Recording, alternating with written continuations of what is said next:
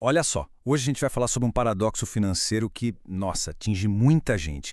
É aquela sensação, sabe, de conforto agora, no presente, que pode, bem de mansinho, estar criando um futuro bem preocupante.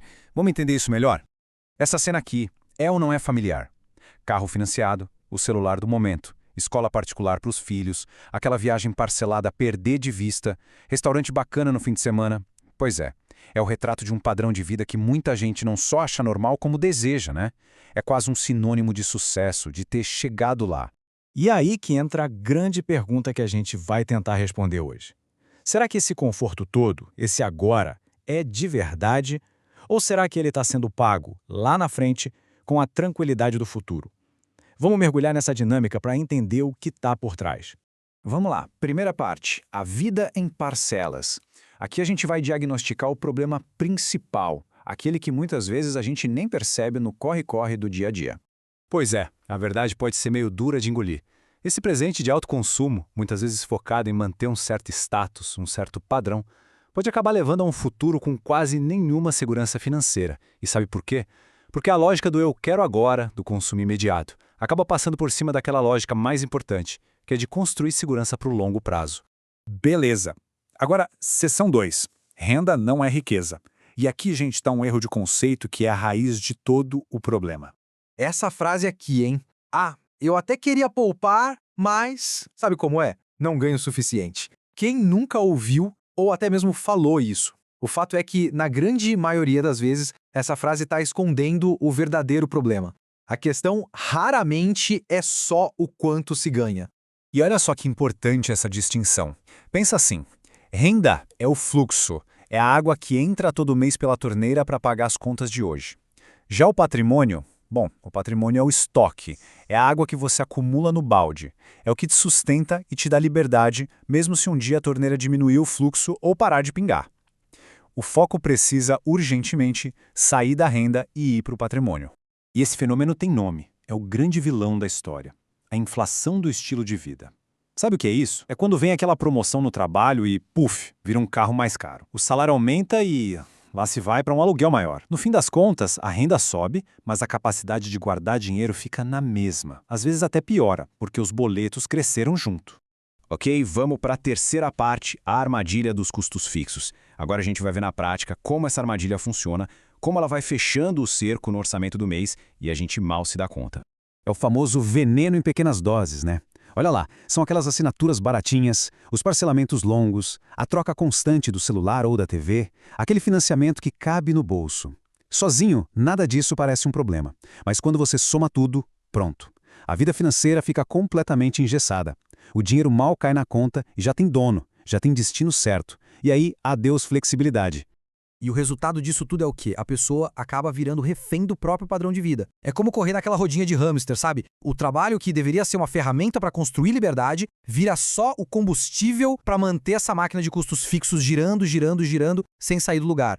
Vamos lá, quarta parte. O futuro está batendo na porta. Agora o papo fica um pouco mais sério, porque a gente vai olhar para o cenário geral e entender por que essa discussão é tão urgente, principalmente aqui no Brasil.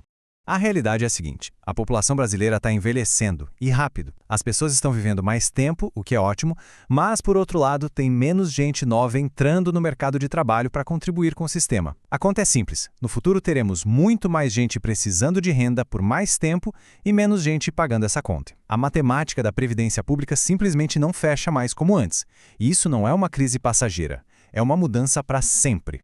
E a conclusão disso é bem direta, não tem para onde correr. Contar só com a aposentadoria do governo é uma aposta cada vez mais arriscada. A responsabilidade pela segurança financeira lá na frente está cada vez mais saindo da mão do Estado e vindo para o nosso colo. O planejamento pessoal, que antes era uma opção, hoje é uma necessidade absoluta. Muito bem, chegamos à quinta parte, o manual de construção. Chega de só apontar o problema, né? Agora vem a parte mais importante. Como é que se sai dessa? Vamos sair do diagnóstico e ir para as ferramentas práticas. O primeiríssimo passo é uma virada de chave na cabeça. É parar de pensar, a parcela cabe no meu orçamento, e começar a pensar, eu realmente posso bancar isso? Se para comprar algo precisa de um financiamento super longo, já acende um alerta de risco. E tem um teste ótimo. Se a renda caísse 20% amanhã, daria para continuar pagando? Se a resposta for não, se isso viraria um pesadelo, então aquilo não era conforto, era risco disfarçado. E vamos ser sinceros, aquela história de vou investir o que sobrar no fim do mês é a fórmula perfeita para não investir nada. A nossa força de vontade falha, é normal.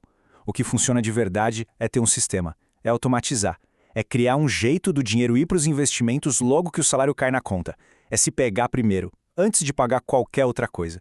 E aqui tem um sistema bem prático para isso. Pinta um aumento de salário? Uma renda extra, ótimo, mas em vez de deixar que isso tudo seja engolido por novos gastos, a gente pode usar essa regra. 50% desse aumento vai direto para investimentos. 30% vai para melhorar o padrão de vida, sim, sem culpa nenhuma, e os outros 20% servem para ajustar custos ou quitar alguma dívida. Desse jeito a vida melhora, mas o futuro melhora muito mais rápido. A ideia é construir um futuro financeiro sólido, e isso não se faz com uma coisa só. Pensa em camadas de proteção, uma sobre a outra. Primeiro, a reserva de emergência. Depois, os investimentos de longo prazo. Aí vem a proteção de saúde, seguros e ter metas claras de onde se quer chegar. O segredo não é começar com muito dinheiro, não é ser perfeito. O segredo é começar e ser constante, ir construindo cada camada dessas, tijolo por tijolo.